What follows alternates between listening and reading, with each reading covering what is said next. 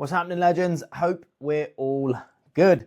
Today, I'm going to walk you through how your brain actually works when it comes to change, and more importantly, how to work with it so you can genuinely be successful long term instead of fighting against it and losing every single day. Okay, so what you're going to learn is why change feels so uncomfortable at times, how your brain wires and rewires itself through a process called neuroplasticity, why old habits are hard to break, how to create habit and behavior change, how to change the way you think for long-term success, and the different stages of behavior change. So what I need you to understand is that you're not starting from scratch. Okay, no matter what it is, you're not starting from scratch, you're starting from experience. Okay, even if it's things that you haven't done before, you have preconceived ideas. So when it comes to brushing your teeth, wiping your bum hole, you've got a lot of experience with that. You've been taught you need to do that, otherwise you're going to fucking smell. So you do it. You've got a lot of experience. But even someone that's never been in the gym, for example, has a preconceived idea of what the gym is going to be like. Oh, I'm just not a gym person. The gym is a judgy place.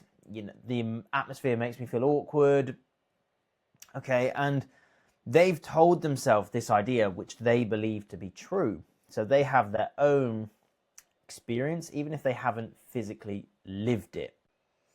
So no matter what it is, we are starting from some level of experience. Now, section 1 needs you to understand why you are not broken.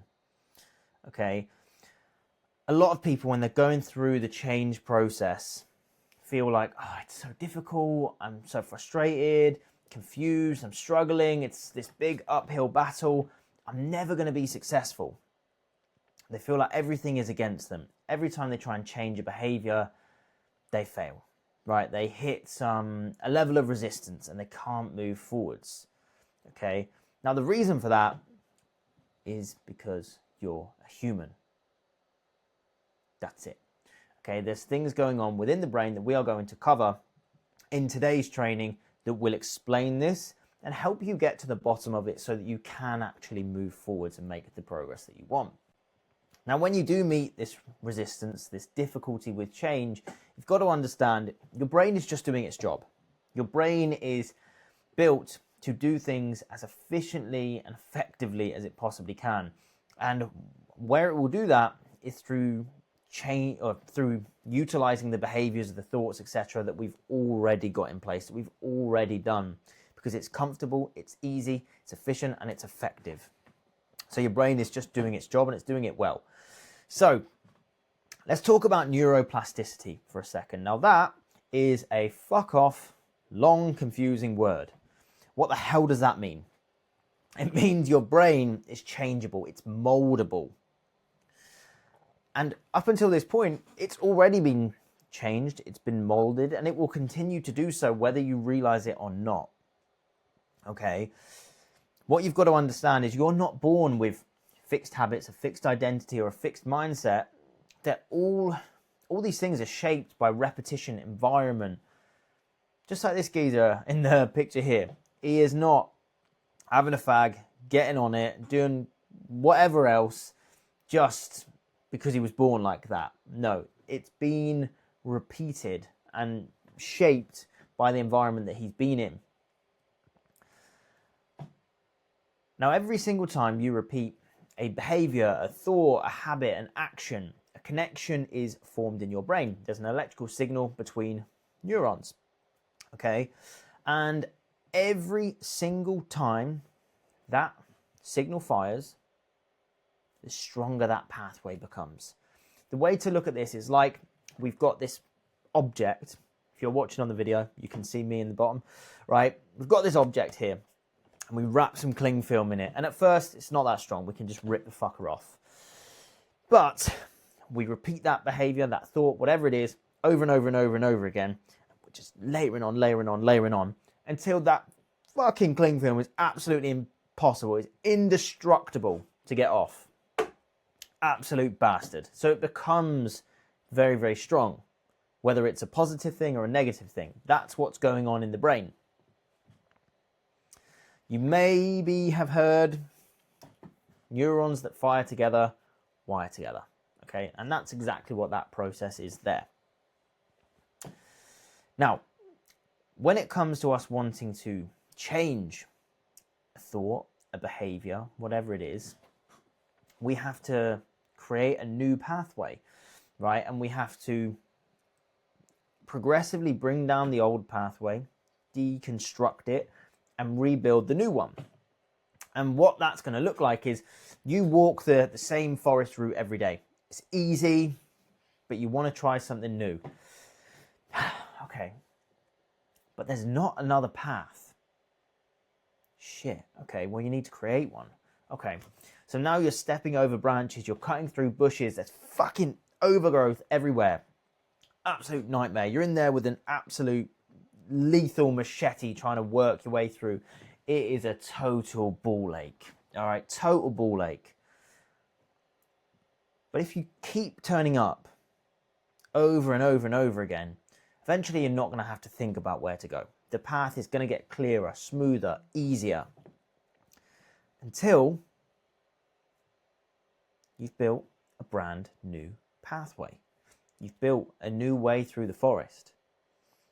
And it's going to be uncomfortable, awkward, frustrating, hard.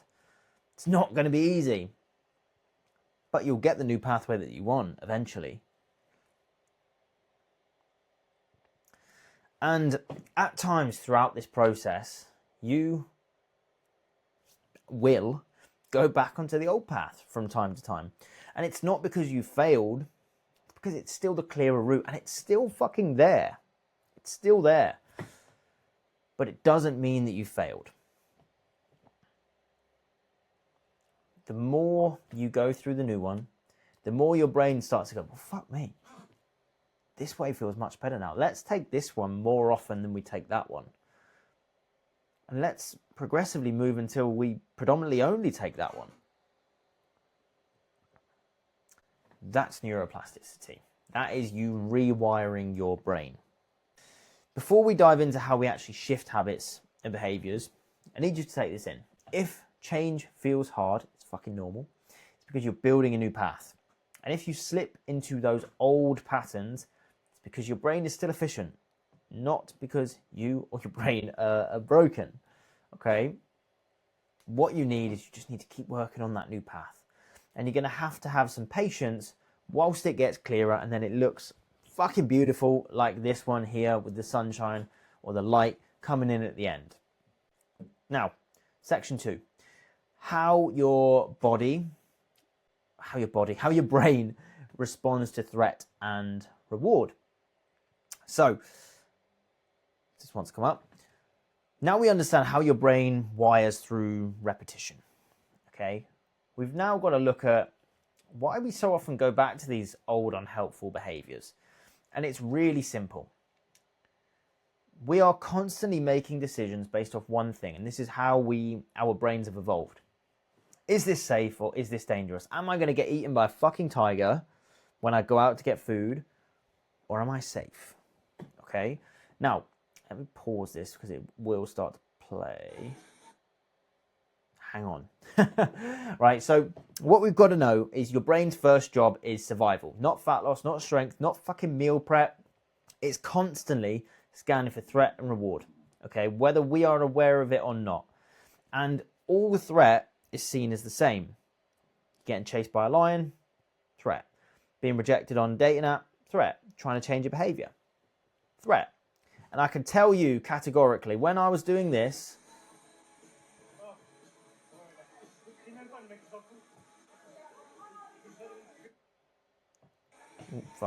when I was doing that bungee jump, 55 meters, I think it was, fucking awesome. I'd definitely recommend it to anybody. I loved it. But oh my God, every fiber of my being when I was up on that platform at the top was like, brother, what the fuck are you doing? Get away from the edge. You are going to die. Please get to safety, right? Genuinely, the worst part of the whole thing was being stood on the end of the platform. That was terrible. The actual jump was sick. When they were like, go, it was like, thank God. Get off. I remember when I was on the end, they're like, right, wave to the cameraman over there, and you're holding on to the platform, like shaking like fuck. You're like, hello. So yeah, didn't buy that picture.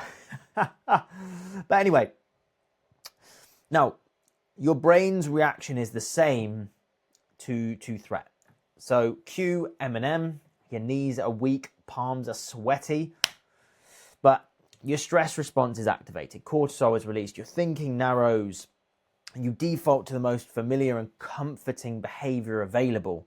You just look to try and move toward reward. But the good news is you can teach your brain that the new behavior is also safe. It's not a total threat. So how do we do that? Okay, now, if your brain is always moving away from threat and towards reward, then your job is to start reframing the behaviors that you want to build to make it more rewarding. So how can I make this behavior feel safe? How can I attach reward to it? Even a small one. To make it less threatening, more rewarding. What you're trying to show your brain is, this is safe. This is the new normal. This is who I am. Let's fucking get it. Section 3, the habit loop. This is an awesome part that you guys need to understand. So every habit you have, whether it's something helpful, unhelpful, whatever it is, it will follow the same loop. So the first part of the habit loop is the cue, the trigger. So something happens, an emotion, a time of day, an environment, a person, it sends a signal to your brain to start this loop. Then we go into the routine, the behavior itself, the action that we take in response to the cue itself. And then we get the reward, the payoff, like this is what you get from doing the thing. Okay, stress relief, comfort, pleasure, escape, connection, whatever it is. So a real world example of this is you feel stressed after work, you get home, that's your cue. The routine is you order a takeaway and you scroll your phone. And the reward is you feel soothed, distracted, but you've switched off. And then this tells your brain, oh wow, when I'm stressed, this works, this is relief. So next time you feel stressed, your brain's going to be saying, well, let's do that, it worked last time. Okay, so the loop gets reinforced. Now, when people want to change a habit, they try and just remove it completely.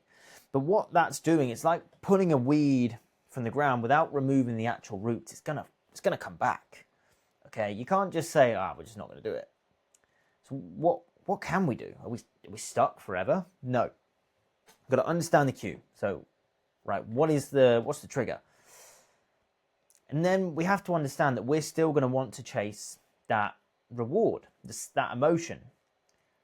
But what we can do is replace how we get that reward by changing the routine. Okay, so we've got to look at, well, how else can I meet that same need that's potentially more conducive towards what I'm trying to do? Now, before we move on, I want you to pause the video and I want you to, or the podcast, I want you to think about one loop in your life right now, something that doesn't serve you anymore, and ask yourself, okay, what's the cue? What's the reward that I'm chasing? What's the current routine that I'm using to get there? And what is the new routine that I could use to get me there that better aligns with my goals? Sit, have some time to think, and then come back. But now we've got to look at the different stages of behavior change. All right. So stage 1, pre-contemplation. At this stage, you are not even thinking about changing. You might be unaware that that's a problem or that there's a problem, totally in denial. It's not that bad, I'm fine, things that you might say. Then we move into contemplation. This is where somebody is, funnily enough, contemplating making change. Not fully committed just yet. Like, you will be aware of the benefits of making change. Like I've said here, more energy, more health, more confidence, but you're also like, well, fuck, it's gonna be a lot of work. So you can be stuck between staying the same and stepping forwards to the you that you want to be. And this might look like you going, oh, I know that I need to sort myself out. I'm just so busy. I've got so much on. Maybe we could start Monday. Let's see. Okay, so we're still just contemplating here. Then we have preparation. This is where we are actually getting ready to make change. We've decided we want to make change. We're getting ready to take action. Okay, but we're not really making true change here yet. Okay, we're looking for where we can get the support, what it is we need to do. Then we move into stage 4, which is action. This is where you really start to make change. You're implementing the new habits. You're in the gym. You're eating with that bit more intention. You're going to like nail your sleeping habits. All of these things. Then you go into stage 5, which is maintenance, where we've been utilizing these new behaviors for a while, and now we're focused on sustaining those changes. All right. Then we have relapse, because we're not done yet. Okay. Now, anybody who says they just change your behavior and that's it, they've done it, they've fucking nailed it the first time, bollocks. Absolute bollocks. A relapse is a normal and expected part of the process. Okay, it's not failure, it's feedback, it's something for us to reflect on, assess why it's happened, and assess what we need to do to move forwards. Okay, the whole behavior change process in the brain takes about 18 months. So are you really going to have 18 months of just 100% consistency? No, you're fucking not. Okay, but what this is when someone is slipping back into an old behavior, or they've slipped back onto a previous section of the behavior change process. Okay, maybe you miss some training. You go back into your drinking habits that you had over the weekend. You start eating more. You have that Friday night takeaway that's pulling you out of your fat loss goals, right? The granny here, she absolutely fucked it.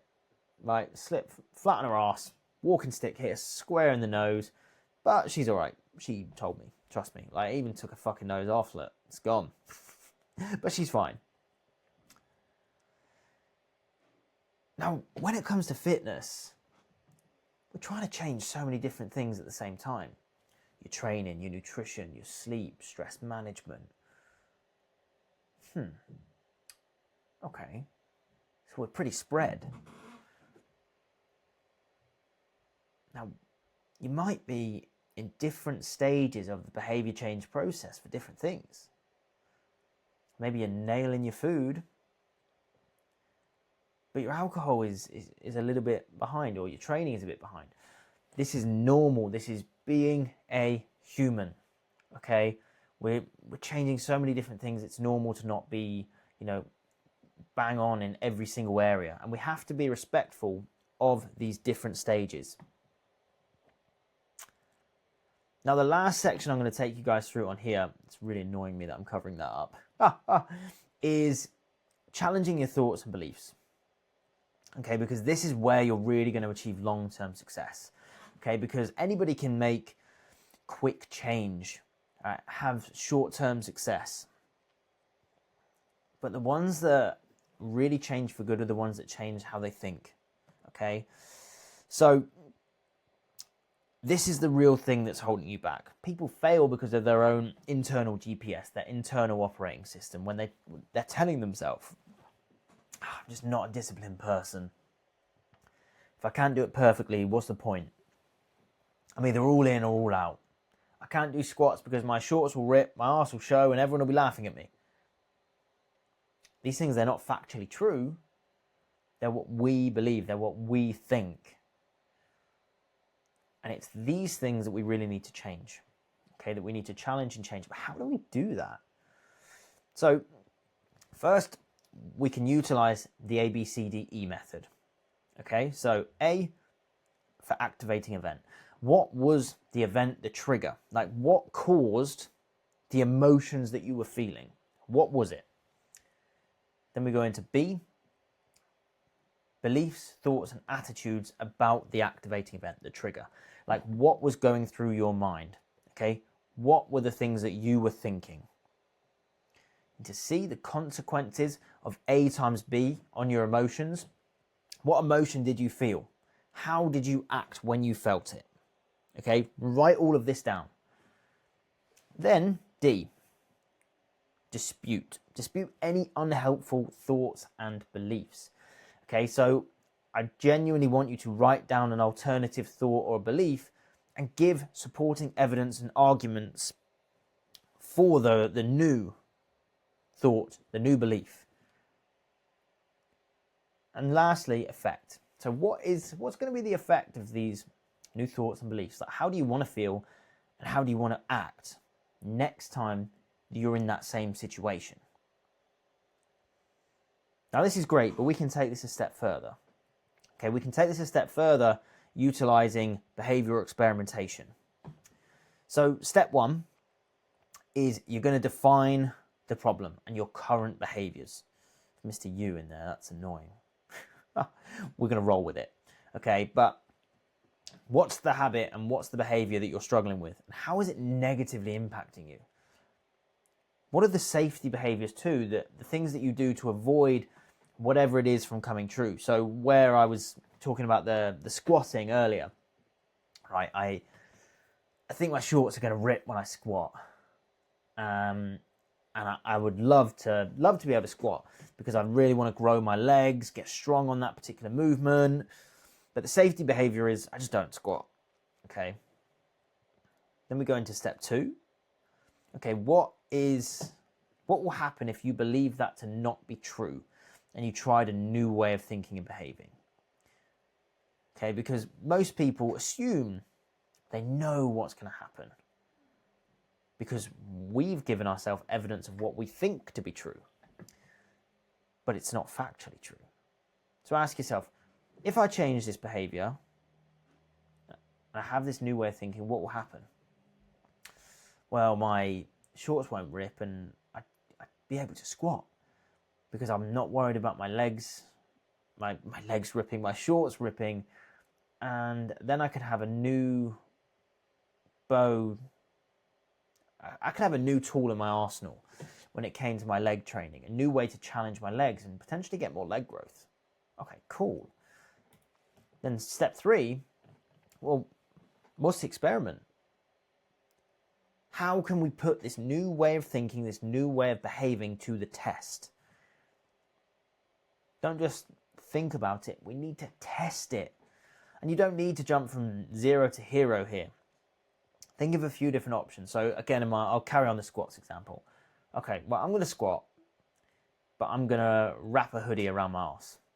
Okay, so I'm still covered up, but I'm in shorts and I'm squatting, doing something. So my arse is covered. Cool. Okay. Then, what's the result? Reflect then just based on what happened. Okay, look at the actual results. What happened? Did my prediction come true? How close was my expectation to reality? What did I learn? And what will I tweak next time? Can I do another experiment? Maybe in this example, okay, my shorts didn't rip. I really enjoyed my leg session. My legs are battered from that. Okay, cool. So the next experiment I'm going to run, I'm going to do one set, just the one, without the hoodie. And then we'll come back to this. We'll review it. We'll reflect on what happened. And we'll see. And we can continuously do these things to, challenge our thoughts and our behaviors, give ourselves the new evidence and tell our brain repeatedly, this is fine. This is the actual reality, and disprove the false reality that we had in our head. So guys, I hope this was a really, really useful training. If you've got any questions on it, you need any help, assistance on it, give me a shout. But this is truly what's going on in our heads whenever we're going through the change process. So understanding this is absolutely huge. Cheers, team.